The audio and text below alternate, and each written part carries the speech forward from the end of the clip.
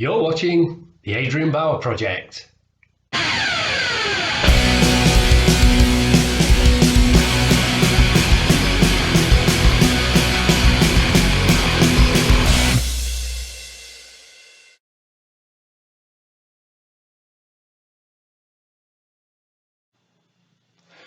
Hello. Many thanks to you to click my thumbnail and to watch my content. Very much appreciated as always. Okay, so part 8 of looking through my CD collection, and as you see from the thumbnail, we are going through my Iron Maiden CDs. Now I was in two minds whether to do this because I'd already done all my Iron Maiden collection in my For the Love Of series when I showed you all my DVDs, CDs, tour programs, and the like. And so, like I say, I was in two minds whether to do it, but then I thought, well, since I've done that, there have been a couple more albums out since then. So, and I say other people haven't seen that video either, so I'd do this. Just as a word before people start flooding me, me comments saying, "Oh, you've not got this, that, and other." I'm not a big fan of live albums, so I've only got a couple of live albums. For any band, I'm not really all that bothered, and I know there are best of compilations out there, and I've always been like, if you've got all the albums, why bother with the best of?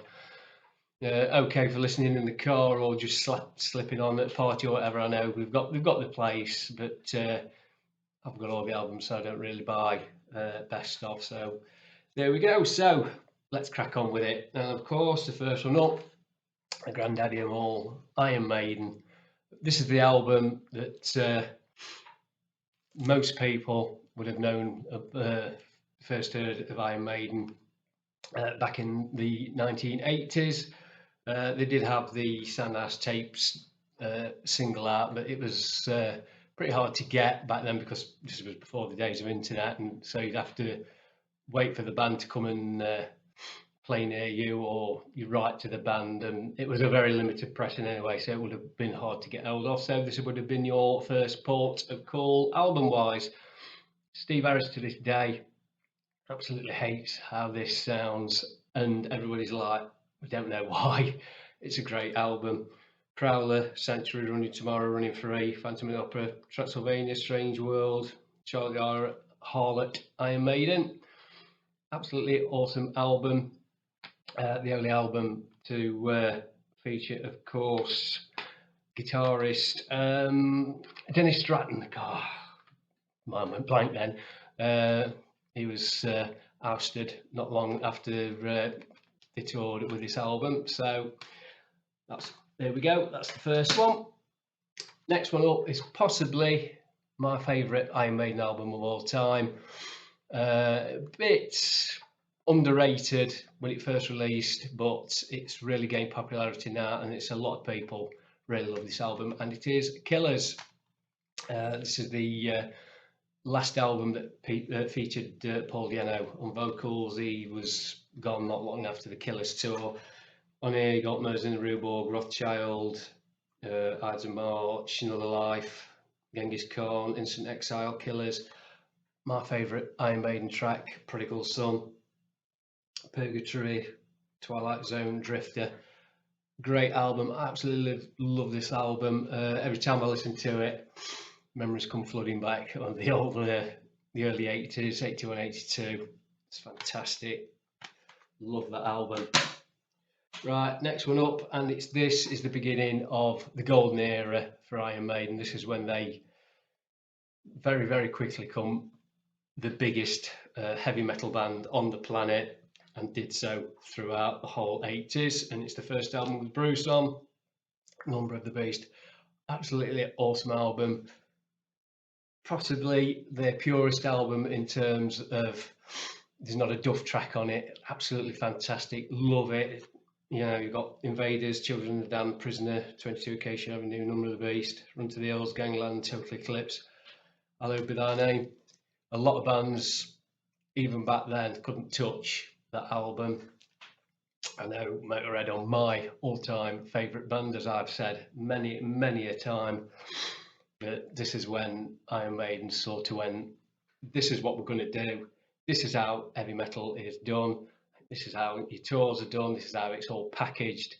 And ever since, from this album onwards, uh, other bands have been imitating them, outright ripping them off, copying them. Because even Metallica, Lars Ulrich, looked and they said they saw how Iron Maiden packaged everything. That's not just the music; it's the tour, how they toured, absolutely everything, and that's the model that they based themselves around. And I think every other metal band has uh, ever since then. So, Number of the Beast, awesome album. Next one up is Peace of Mind. It took me a little while to get into Peace of Mind. It weren't as immediate, should I say, as Number of the Beast. I really got into Number of the Beast as soon as I listened to it. This one took me a little while to think, yeah, but I think that was because of the longer songs on it. On here we've got Where Eagles Dare, Revelations, both of them coming in at 6.5 minutes. Flight of Icarus, Die With Your Boots On, Trooper, which is awesome, Still Life, Quest for Fire, which was a sort of a dodgy track. Even now, I think it's a bit weak for the album. Sun and Steel, and then To Tame a Land, 7 minutes 25. This is when they were sort of expanding, getting away from the 3-4 minute songs that could go on any single. They started to expand a bit, but it's a fantastic album. A lot of people's favourite album. I saw them on that tour. I saw them on the Number of the Beast tour as well, and they were awesome. Like I say, it did take me a little while to get into that album, but it's fantastic. Next one up, this is probably their piece de resistance, should I say, and it is their Power Slave album from 1984. Ace's Eye, 2 Minutes to Midnight, Lost for Words, Flash of the Blade, The Duelist, Back in the Village, Power Slave, Rhyme of the Ancient Mariner. Absolutely awesome album. I love this album. Definitely up there in my top 5, if not in my top 3. This is the last time I actually saw Maiden on the on the Power Slave tour. I've not seen them since, which I really, really want to rectify before they decide to hang the guitars up and say, that's it, we're done. I really, really need to see this band again before they do retire. But absolutely fantastic. We've all heard the stories about the Power Slave tour as well. It's probably one of the longest running tours ever done. I think there's only like Def Leppard could touch him for how long this tour went on, but that was when they're all in the late 20s and they could do 3-year tours, and they came out of it fairly unscathed. But there were a few times when I think even Bruce said, "I've had enough, I'm going to go." But fantastic album, love that. Right, next one up is live album. Of course, I'm not a big fan of live. I don't hate them. I'm not a big fan of them. I don't really go out looking for them, but this one's a classic, must have for every metal fan. Iron Maiden fan or not, you've got to have this in your collection, and it is Live After Death. You've got Ace's Eye, 2 Minutes Midnight, Trooper, Revelations, Flight of Icarus, Rhyme of the Ancient Mariner, Power Slave, Number of the Beast, Hallowed Be Thy Name, Iron Maiden, Run to the Hills, Running Free. Then you get the extras, which I think when it was the double, it came out on vinyl, it was a double vinyl. I'm not sure if these came out as an extra or something, I don't know, but we've got Rothschild, 22 Acacia Avenue, Children of the Damned, Die With Your Boots On, Phantom of the Opera. Absolutely awesome album, great live album. It's recorded over various nights. I think they pick and chose, the best bits from a range of concerts. So, but no, it's a fantastic album, one of the better live albums. Right, next one up. This is when they started to try and get more prog in than that pure metal. I think Adrian Smith started writing a bit more as well for this album, and that is Somewhere in Time. Another fantastic album, another album that took me a while to get into actually. It wasn't the first time I heard it. I wasn't over impressed, but it grew on me after the first listening. So it got caught somewhere in time. Wasted Years, which is my favourite song, Iron Maiden song. You know, it's equal first, the Prodigal Son. You got Wasted Years and Prodigal Son are my top two Iron Maiden songs. Sea of Madness, Heaven Can Wait, Loneliness of a Long Distance Runner, Stranger in a Strange Land, Deja Vu, Alexander the Great. Like I say, that's again when they were started to do longer songs, longer compositions. Uh, I think this is when a lot of the older Iron Maiden fans started to lose interest in them because they were doing these longer ones. They weren't doing the out and out full, 3-4 minute heavy metal things. They were starting to progress a little bit. And I think this is when this started to lose a little bit of their original fan base, but they were still the biggest metal band on the planet. And it's a great album.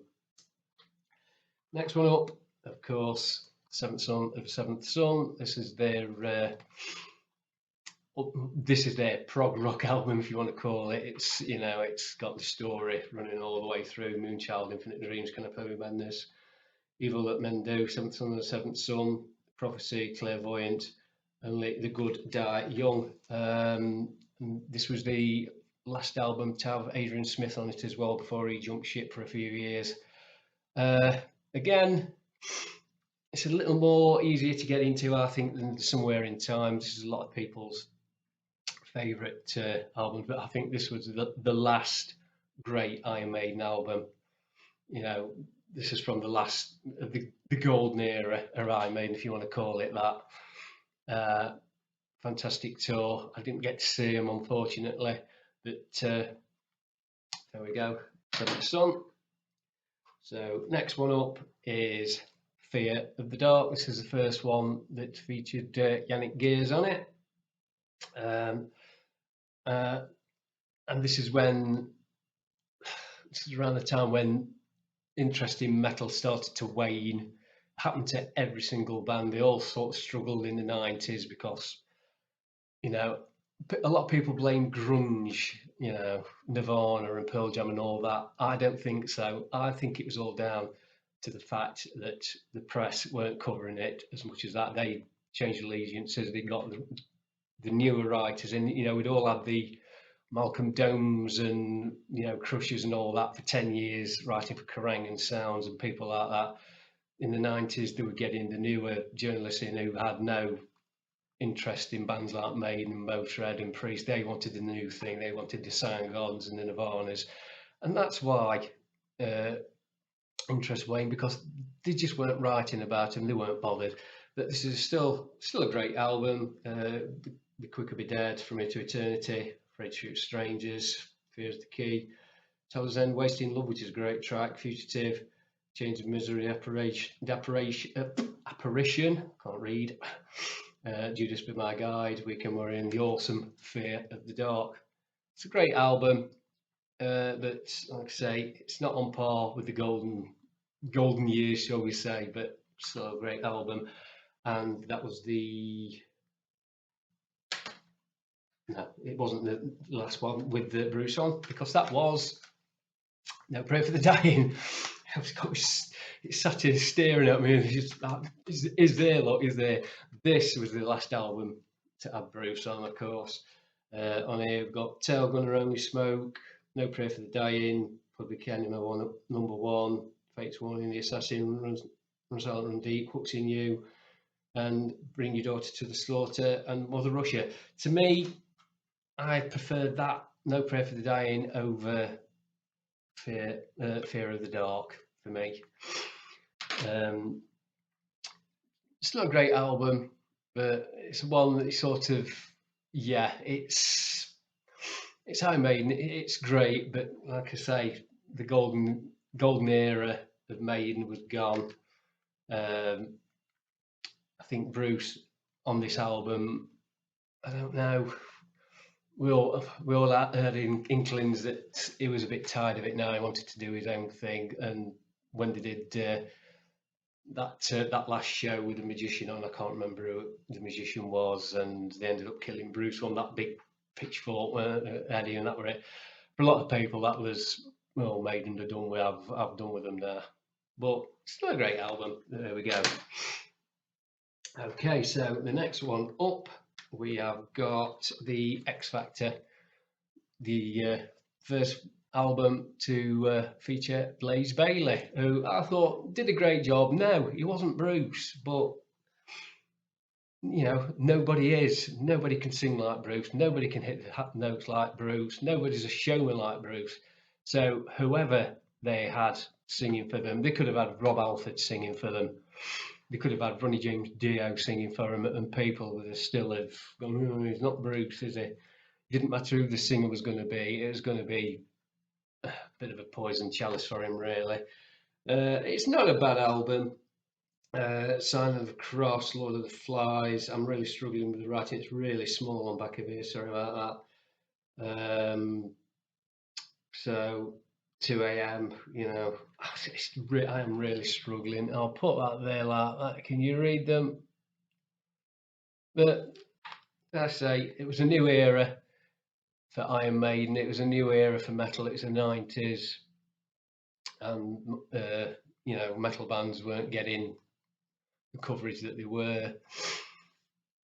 The audience was still there, like I say. It was just the, you know, the press weren't covering it. Television didn't want to show it anymore.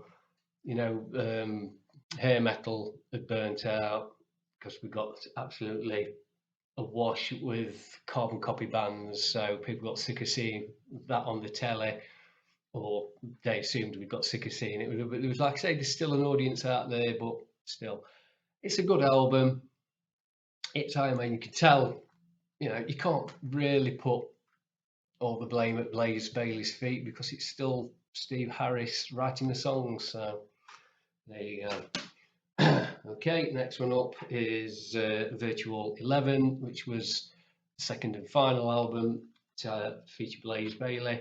Got Future Real, Angel and the Gambler, Lightning Strikes Twice, The Awesome, The Klansman, When Two Worlds Collide, Educated Fool, Don't Look in the Eyes of a Stranger, Como Estas Amigos. Not one of the best albums. It's an okay album. It's probably one of the least best. I'm not going to say worse because it didn't really do bad albums. It's, you know, it sounds a bit, Iron Maiden sounding a bit tired, for use of a better word. I think they needed a rest. Possibly when Bruce left, they should have, you know, probably had a year or two off, go and do your own things, you know, your own solo things, and then come back. But they soldiered on. Blaze did a good job. You know, he's a great singer, he's a great metal singer. Whether he's the right singer for Maiden, I don't know. But it's an okay album, not one I always reach for first.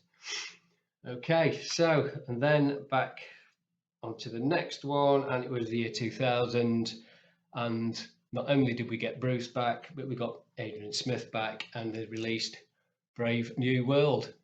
Great album. Not a fantastic album, I don't think. I think there's some weak moments on this album, but I say you got The Wicker Man, Ghost of the Navigator, Brave New World, Blood Brothers, Mercenary, Dream of Mirrors, Fallen Angel, Nomad, Out of the Silent Planet, Thin Line Between Love and Hate. Well, a couple of bits on this album here and there that I think are a bit weak. I don't know. Is there too many ideas coming into the pot and it's diluted the pot a bit? I don't know.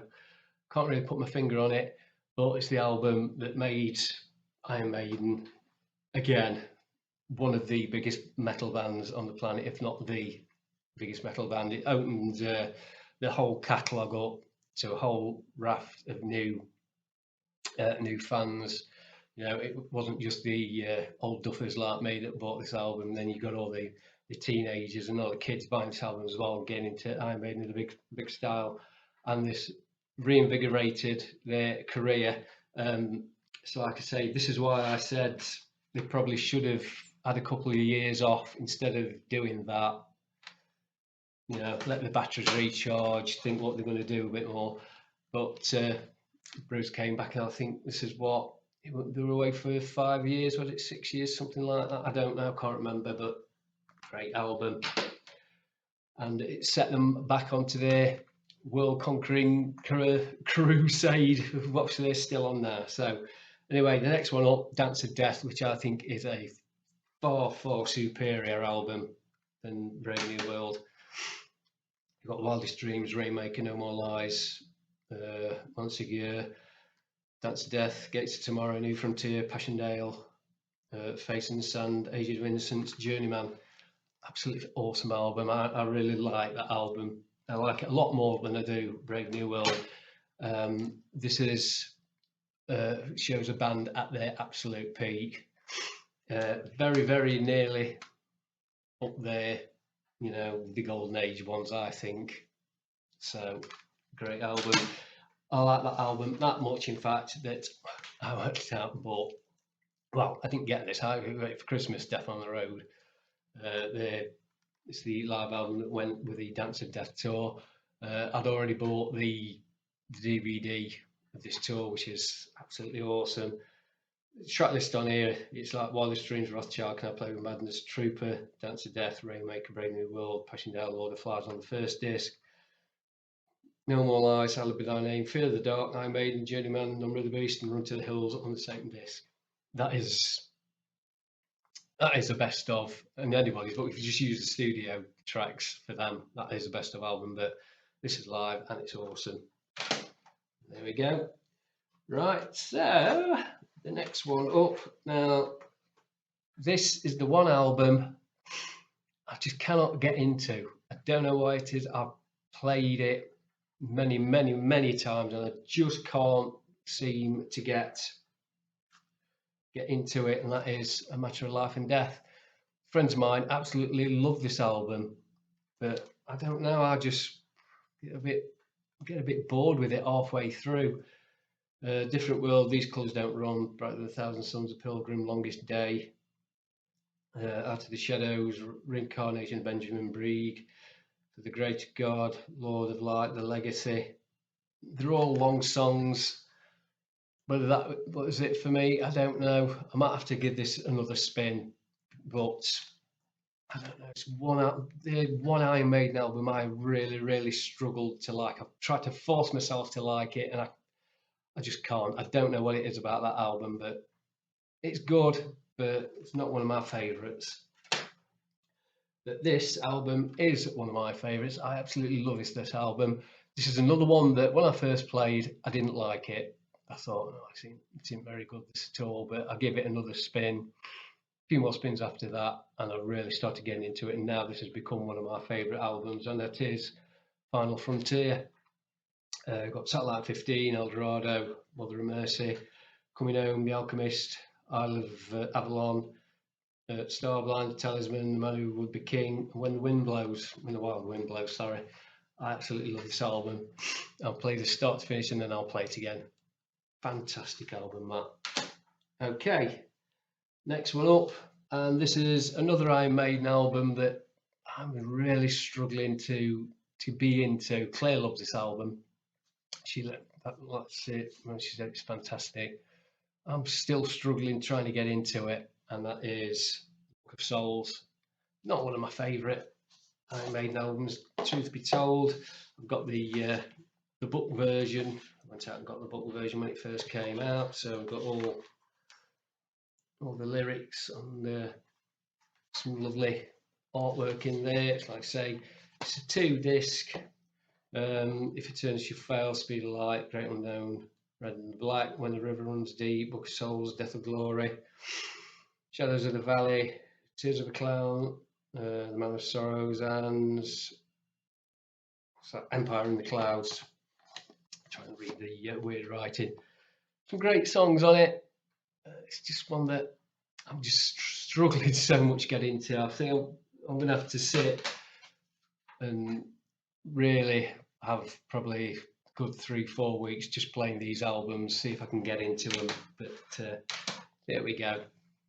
Got all the winners, can we? And finally, we've got the latest one, which is Genjutsu. Now, when they started talking about this album, they started mentioning Moody Blues, and we've done this and we've done that. I thought, I'm not bothered. I didn't buy this when it first came out. I actually waited till it came down in price. I think it was about £8 in HMV when I saw it because they'd got a sale on. And I thought, oh, I'll get it because it's £8 and I've got them all, so I'll add it and I'll listen to it. This album is superb. It is absolutely awesome.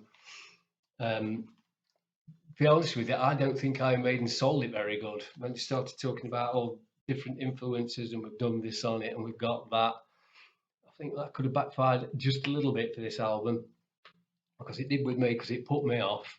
I can tell you when you started saying, "Oh, we've got Moody Blues influences and we've done this and we've done that," it's like, oh, that don't sound like an Iron Maiden album to me. And then I say they released the first single off of it that was Writing on the Wall, wasn't it? And when I first heard that, I thought, a bit average, a bit ploddy, a bit average for me, but it's grown on me.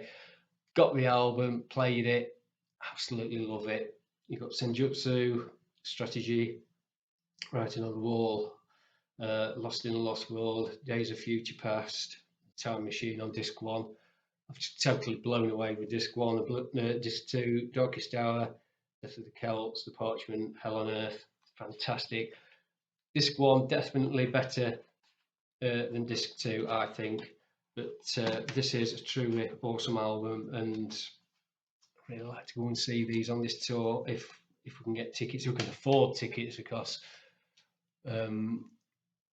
last time they played, they were going to play at Nottingham Arena, and it was totally out of my price range because me and Claire wanted to go. We're looking nearly at the best part of £100, including bus fares and everything to get there and back. So, but we'll have to see. So there we go. That's volume 8, isn't it, of my CD collection. That's all my Iron Maiden CDs. So there we go. Hope you enjoyed that, and here's seeing you on the next part, which will be starting on the J's. Many thanks for watching. Please remember to subscribe to my channel and to ring the little notification bell.